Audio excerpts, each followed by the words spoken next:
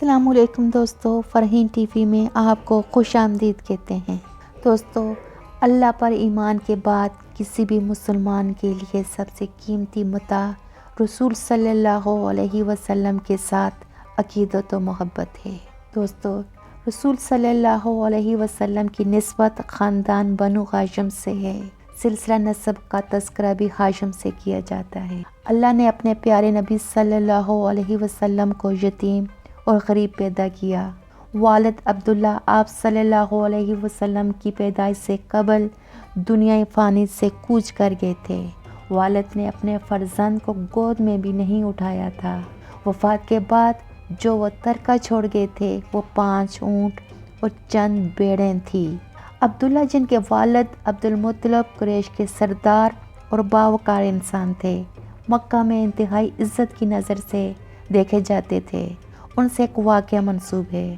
دوستو، وہ جب قوم کے سردار بنے تو ایک رات خواب میں دیکھا کہ ان کو زمزم کے کنویں کی کھدائی کا حکم دیا جا رہا ہے۔ دوسری رات بھی یہی خواب دیکھا۔ تیسری رات البتہ خواب میں اس مقام کی بھی نشاندہی کی گئی جہاں زمزم کا کنواں تھا۔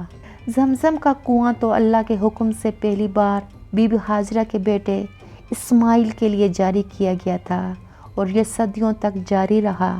مکہ میں کسی قبائلی جنگ میں جب مخالف قبیلہ غالب آ گیا تو جاتے جاتے اس قبیلے نے تباہی و بربادی کی غرض سے کنویں کو بند کر دیا تھا، یہاں تک کہ لوگ اس کنویں کا نام نشان تک بھول گئے۔ عبدالمطلب کو جہاں اشارہ ملا تھا وہاں اپنے بیٹے حارث کے ساتھ مل کر کھدائی شروع کر دی۔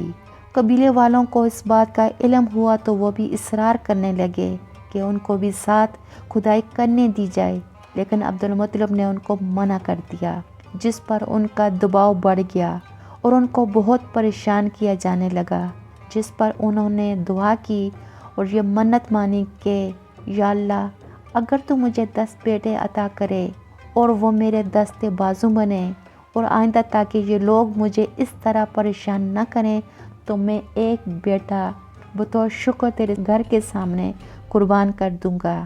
بس باپ بیٹے نے بلا شرکت غیرے اپنا کام انجام دیا اور اللہ کے فضل سے کنواں نمودار ہو گیا۔ دوستو، اللہ نے عبدالمطلب کی دعا قبول کی، ان کو 10 بیٹے عطا کیے۔ اب عبدالمطلب کو اپنی قسم کی فکر ہوئی۔ 10 بیٹوں میں سے عبداللہ بہت خوبصورت اور والد کے لاڈلے تھے۔ سب بیٹوں کو جب اپنی قسم کے بارے میں بتایا تو سب بیٹوں نے سر خم کیے۔ چناؤ کے معاملے پر قرعہ اندازی کی گئی تو نام کا قرعہ عبداللہ کے نام کا نکلا۔ جس روز وہ عبداللہ کو قربان کرنے کے لیے کعبہ شریف کی طرف لے جا رہے تھے، بہنوں کی احبکات تھی، تڑپ تھی، بھائی بہت بے چین تھے۔ سب لوگ اکٹھا ہو گئے، قریش کے بڑے بڑے سردار اور معزز لوگ بھی۔ سب نے اصرار کیا کہ ان کو قربان کرنے کے بجائے کوئی اور راستہ تلاش کیا جائے۔ بھائیوں میں ابو طالب نے بھی ہمت کر کے التجا کی۔ سبھی کے شدید اصرار پر عبدالمطلب نے کہا کہ پھر تم لوگ ہی اس مشکل کا کوئی حل بتاؤ۔ سب نے طے کیا کہ شہر مدینہ میں ایک مشہور کاہنہ رہتی ہے، اس سے ملا جائے، وہی کوئی حل دے گی۔ یہ سب طویل سفر کر کے مدینہ روانہ ہوئے۔ وہاں پہنچنے پر پتہ چلا کہ وہ کام کی غرض سے مدینہ سے آگے خیبر گئی ہوئی ہے۔ متفقہ فیصلہ ہوا کہ خیبر چلا جائے۔ سب کی رائے سے وہ خیبر پہنچ گئے اور کاہنہ سے ملاقات کی۔ تمام صورتحال گوش گزار کرنے کے بعد اس نے سب سے پوچھا، آپ کے یہاں کسی کا قتل ہو جانے پر مقتول خون بہا میں کیا دیتا ہے؟ بتایا گیا 10 اونٹ بطور فدیہ۔ کاہنہ نے یہ سنا تو کہا کہ ایک طرف عبداللہ اور ایک طرف 10 اونٹ رکھے جائیں۔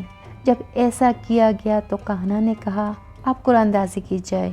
جب قرعہ اندازی کی گئی تو قرعہ عبداللہ کے نام کا نکلا۔ کاہنہ نے کہا 10 اونٹ اور رکھے جائیں۔ دوبارہ قرعہ اندازی کا عمل ہوا، قرعہ عبداللہ کے نام کا نکلا۔ کاہنہ کے کہنے پر تیسری بار قرعہ اندازی کی گئی، پھر قرعہ عبداللہ کے نام ہی کا تھا۔ حتیٰ کہ 4، 5، 6، 7 بار، یہاں تک کہ اونٹوں کی تعداد 100 ہو گئی تو ایسے میں نام اونٹوں کا نکل آیا۔ کاہنہ نے کہا اونٹوں کی قربانی کی جائے، لیکن عبد المطلب کے کہنے پر کہ ایک بار اور قرآن اندازی کی جائے تاکہ پوری طرح اطمینان ہو۔ جب دوبارہ اونٹوں کا نام نکلا تو وہ بہت خوش ہوئے۔ واپس مکہ پہنچ کر انہوں نے کعبہ کے سامنے 100 اونٹوں کی قربانی دی۔ ان کا گوشت وہیں غریبوں مسکینوں کے لیے چھوڑ دیا گیا کیونکہ وہ بہت خوش اور پرسکون تھے۔ ان کی قسم پوری ہو گئی تھی اور لاڈلے بیٹے کی جان بھی بچ گئی تھی۔ دوستو، اس طرح کے واقعات ہم آپ کے لیے لاتے رہیں گے۔